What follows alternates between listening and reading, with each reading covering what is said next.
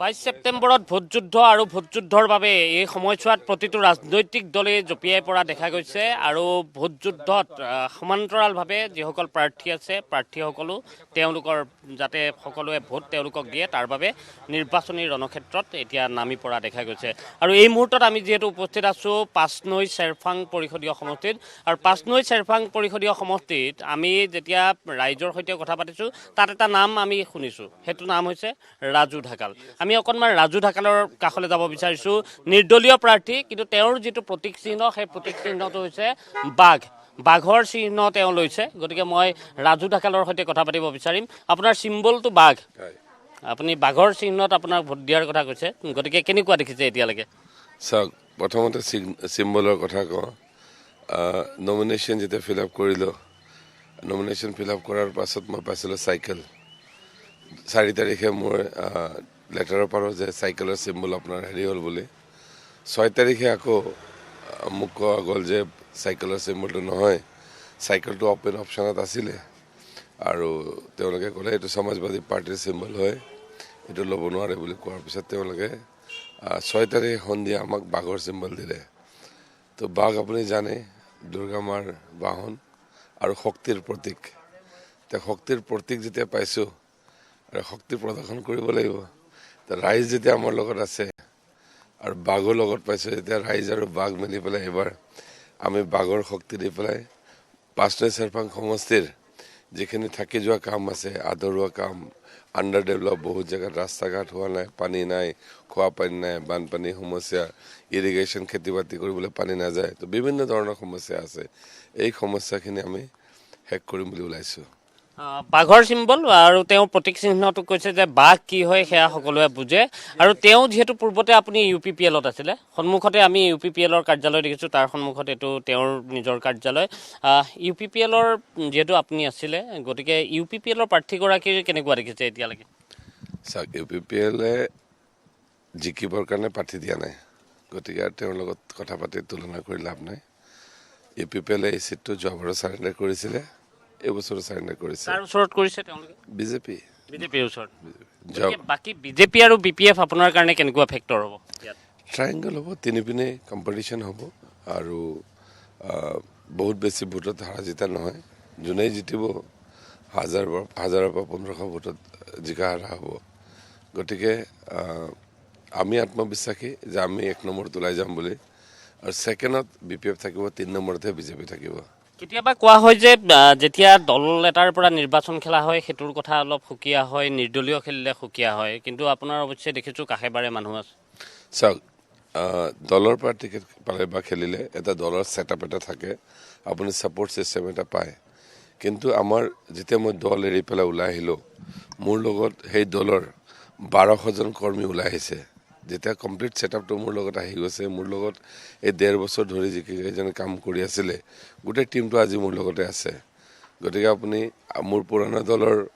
মানে আপোনাৰ অৱস্থা চাওক এতিয়া মানে গম পালে ঘূৰিলে গম পাব ছাৰ্ভে কৰিলে গম পাব আৰু আমাৰ অৱস্থাটো চাওক গতিকে আমি এতিয়া দল হিচাপেকে আমি ওপৰত আছোঁ আৰু এতিয়া কথা হ'ল বাকী অভাৰঅল ৰাইজেহে জিকাব ৰাইজেহে হাৰাব গতিকে ৰাইজ যাৰ লগত আছে সেইজনে জিকিব আৰু পাঁচনৈ চেৰফাং বাকী ৰাইজক আৰু কিমানবাৰ ঠগিব কিমান বুৰ্বক বনাব আকৌ 5 বছৰ থকাৰ কাৰণে আৰু নতুন মানুহ নতুন কথা কৈ আহি আছে গতিকে এইবাৰ এতিয়া ডিজিটেল মানে দুনিয়া হৈছে আৰু এই ট্ৰেন্সপাৰেঞ্চি হৈছে ক'ত কি চলি আছে গোটেইখিনিয়ে গম পায় ক'ত কি অভাৱ অভিযোগ আছে সকলোৱে জানে গতিকে মই আশা কৰিছোঁ ৰাইজৰ মানে সহায় পালে আমাৰ টীমটো আমি ওলাই যাব পাৰিম বুলি ডিজিটেল কেম্পেইনিঙৰ কথা আপুনি কৈছে গতিকে ডিজিটেল কেম্পেইনিঙৰ প্ৰভাৱটো আপুনি কিমান দূৰ বুলি ভাবে আৰু নিজকে কেনেধৰণে ডিজিটেলত আপুনি সজাইছে চাওক ডিজিটেলৰ এটা প্ৰাইম ৰোল আছে আজিৰ দিনত 2025ত যদি আমি বহোঁ ডিজিটেল ইণ্ডিয়াৰ কথাও কোৱা হৈছে আৰু হাতে আজিকালি এণ্ড্ৰইড বা আইফোন এইবিলাক হাতে আছে মানুহৰ গতিকে এতিয়া আপোনাৰ যদি মোবাইলটো নিজেও আমাৰ মোবাইলটো বহুত চলে যদি নৰ্মেল এটা সাধাৰণ মানুহৰো যদি এটা মোবাইল ইউছেজ টাইমটো যদি চাই আপুনি প্ৰত্যেকজন মানুহৰে 4 পৰা 5 ঘণ্টা আপুনি মোবাইলত তেওঁলোকে টাইম দিয়ে ৱেডাৰ হোৱাটছএপ হওক ফেচবুক হওক বা বেলেগ কিবা মিডিয়াম হওক তো এতিয়া মোবাইল ইউছেজটো বহুত বেছি আৰু ডিজিটেলে এটা ভাল ৰোল প্লে কৰিব আগতে যেনেকা বহুত পেপাৰ যেনেকা আমাৰ পাব্লিছ হৈছিলে প্ৰিণ্ট মিডিয়া, আগত যদি কোনোবা এটা প্ৰিণ্ট মিডিয়াত 2 লাখ প্ৰিণ্ট হৈছিলে, আজি চাব সেইটো 2 লাখৰ পৰা গৈ পেলাই 20,000 হৈছে। বিকজ প্ৰিণ্ট মানুহে এতিয়া পঢ়িব অলপ কমাইছে, আৰু মেক্সিমাম ক'ৰবাত থাকিলে ফ্ৰী হ'লে মোবাইলটো খুলিলে নিউজখিনি পাই যাওঁ, গম পাই যোৱা যায় ক'ত কি চলি আছে। গতিকে মানে এতিয়া ডিজিটেলটোহে বেছি প্ৰচলন হৈ আছে, আৰু ডিজিটেলটোহে বেছি একচেপ্টেড হৈছে। মানুহখিনিয়ে অনবৰতে এনি টাইম নিজৰ হাততে লৈ পেলাই ঘূৰিব পাৰিব। চ' হেণ্ডিও হৈছে মানে ডিজিটেল হেৰিটো। চ' গতিকে এইবাৰ ডিজিটেলে এটা ভাল ৰোল ল'ব, আৰু 5 নং চেৰফাঙত যি সমস্যাখিনি আছে আপোনাৰ মিডিয়াখিনিয়ে, আপোনাৰ ডিজিটেল হেৰিয়ে গোটেইখিনি অলৰেডি হাইলাইট কৰি আছে, আমাৰ নিউজ চেনেলবিলাকে দেখাই আছে। যোৱাকালি মোৱামাৰীত সৰু এটা ভূমিকম্প হওঁতেও চৰকাৰী ঘৰ এটা ভাঙিলে বুলি শুনিলোঁ। তো এতিয়া এই চৰকাৰী ঘৰটো কমপ্লিট হৈছিলে মাত্ৰ, এই 6 মাহ হোৱা নাই চাগে কমপ্লিট হোৱা। 6 মাহতে যদি এটা ঘৰ ভাঙি যায়, তো এইটো ঘৰৰ কি কোৱালিটি আছে আৰু কোনে বনাইছে আপোনালোকে ছাৰ্ভে কৰিলে গম পাব। ইউথ কানেক্টিভিটিৰ কাৰণে কি কৰিছে, ইউথক কেনেকৈ কানেক্ট কৰিছে? চ' ইয়থৰ কাৰণে বহুত কৰিবলগীয়া আছে এতিয়াও। আমিতো এতিয়া জাষ্ট এটা ইয়থ জেনেৰেশ্যন বা নিউ জেনেৰেশ্যন বুলি টীম বনাই আমাৰ টীমে কাম কৰি আছে, আৰু মোৰ লগত আপুনি দেখিছে মেক্সিমাম ইয়থ আপুনি দেখা পাব। চ' অল এজ লোক আছে মোৰ লগত, কিন্তু দিন ৰাত দৌৰিবৰ কাৰণে আপোনাৰ য়ং এনাৰ্জিটো বেছি লাগে। চ' দিন ৰাত ৰাতিপুৱা 8টাৰ পৰা ওলালে আমি ৰাতি নেক্সট ডে মৰ্ণিং অলমষ্ট 3টালৈকে দৌৰি থাকিব পাৰোঁ। গতিকে এতিয়া আমাৰ এই টীমটো যেনেকৈ দিন ৰাত কষ্ট কৰি আছে, ইয়থৰ কাৰণে কৰিব লগা বহুত কাম আছে ইয়াতে। স্পেচিয়েলি যদি আমি ক'ব যাওঁ, বহুত ধৰক under matric, higher secondary, degree pass কৰা ল'ৰা ছোৱালীবোৰ এনে মানে আপোনাৰ জব নোহোৱাকৈ জবলেছ হৈ বহি আছে। যদি এতিয়া ITI বোৰত বা বেলেগ কিবা স্কিল ডেভেলপমেণ্ট মিছনৰ পৰা হওক বা ডিফাৰেণ্ট যিবিলাক আপোনাৰ ছিষ্টেম আছে, এই ছিষ্টেমৰ পৰা তেওঁলোকক ট্ৰেইনিঙৰ ব্যৱস্থা কৰা হওক, বা বেলেগ বহুত কিবা কিবি কাম কৰিবলগীয়া আছে। যেনেকৈ বহুতবাৰ আমি দেখোঁ চিলাই মেচিনৰ ট্ৰেইনিং দি, চিলাই মেচিন দিয়া ছোৱালীবোৰৰ বাবে, ল'ৰাবোৰৰ বাবে প্লাম্বাৰ ট্ৰেইনিং কৰা, প্লাম্বাৰৰ কাৰণে তেওঁলোকক ছাপৰ্ট কৰা, মানে ইলেক্ট্ৰনিক্সৰ ট্ৰেইনিং দিয়া, এইবোৰ ট্ৰেইনিঙৰ ছিষ্টেম আমাৰ ইয়াতে কৰিব লাগিব।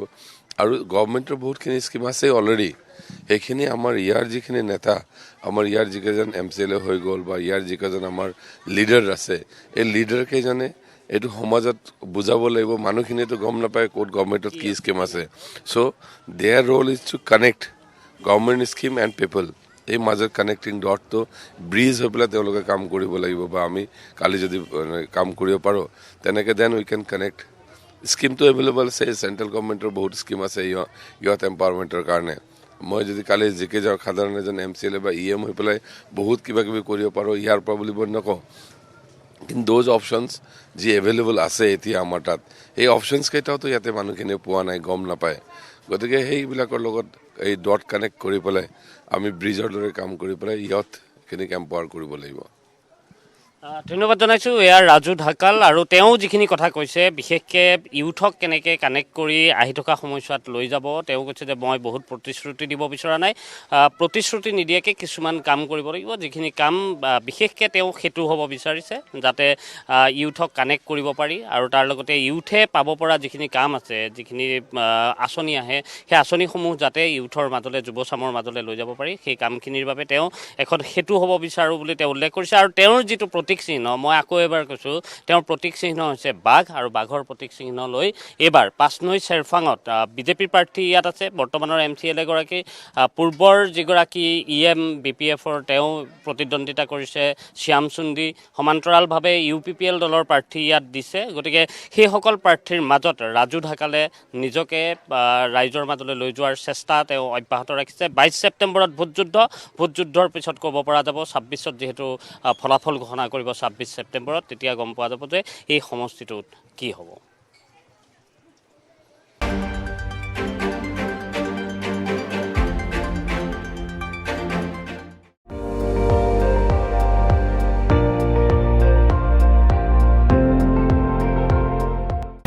আপুনি চাই আছে ND24,